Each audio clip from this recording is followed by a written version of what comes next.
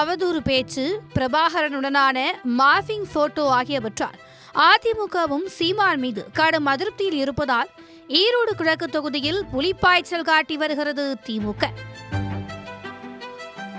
எதிர்க்கட்சிகள் எல்லாம் இடைத்தேர்தலை புறக்கணித்த நிலையில் பெரியாரை சீண்டியிருக்கும் சீமான் ஈரோடு கிழக்கில் டெபாசிட்டாவது வாங்குவாரா என்பதுதான் தமிழகம் முழுவதுமே எழுந்திருக்கும் $1,000,000 கேள்வி. ஈரோடு கிழக்கு தொகுதியில் ஒரு குட்டி யானை வண்டியில் ஏறிக்கொண்டு 2 டஜன் ஆதரவாளர்களோடு தொகுதிக்குள் வலம் வரும் நாம் தமிழர் வேட்பாளர் சீதாலட்சுமி மைக்கை கையில் பிடித்துக்கொண்டு சீமானை போலவே தம் கட்டி என்னென்னவோ பேசி பிரச்சாரம் செய்கிறார். ஆனால் பொதுமக்கள் கண்டுகொள்ளவே இல்லை. திமுக வேட்பாளர் சந்திரகுமாரோ அமைச்சர்கள், MP, மாவட்ட நிர்வாகிகள், கவுன்சிலர்கள், கூட்டணி கட்சி நிர்வாகிகள் என ஒரு பெரும் படையை திரட்டிக் கொண்டு வீட்டுக்குள் புகுந்தெல்லாம் அதிரடி பிரச்சாரம் செய்கிறார். 44 சுயேட்சைகள் வேட்புமனு தாக்கல் செய்துவிட்டு போனதோடு சரி, தொகுதி பக்கம் ஒருவரையுமே காணவில்லை. கடந்த முறை களத்தில் கடும் போட்டி நிலவியதால் அரசியல் கட்சியினர் போட்டி போட்டுக்கொண்டு ரோஸ் கலர் நோட்டு, வெள்ளி கொலுசு, பட்டு புடவை, ஸ்மார்ட் வாட்ச், ஹாட் பாக்ஸ், மளிகை சாமான் கூப்பன், பிரியாணி என ஓட்டுக்கு அள்ளி வீசினார்கள்.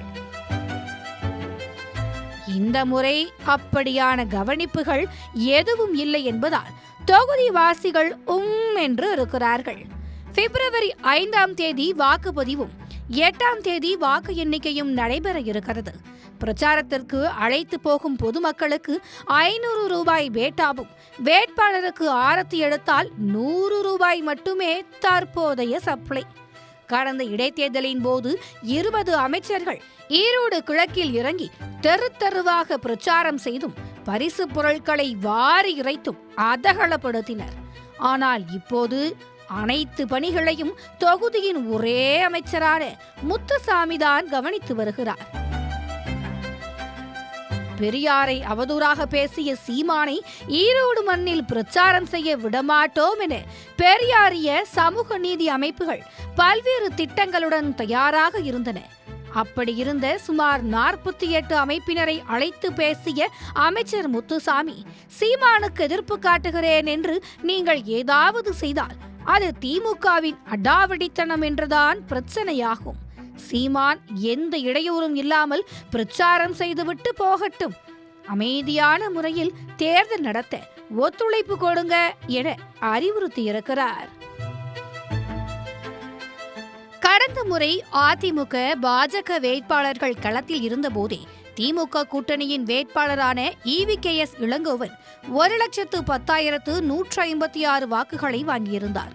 தற்போது அதைவிட கூடுதலான வாக்குகளை வாங்க வேண்டும் என திமுக நினைக்கிறது.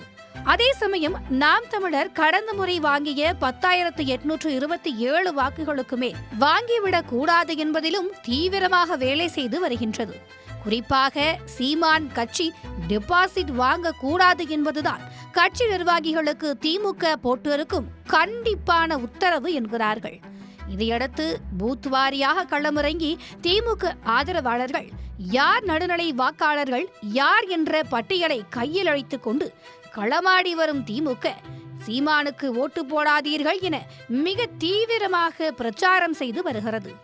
ஆளுங்கட்சி என்பதால் மக்களின் ஆதரவும் திமுகவுக்கே அதிகமாக இருப்பது வலம் வந்தபோது தெளிவாக தெரிகிறது.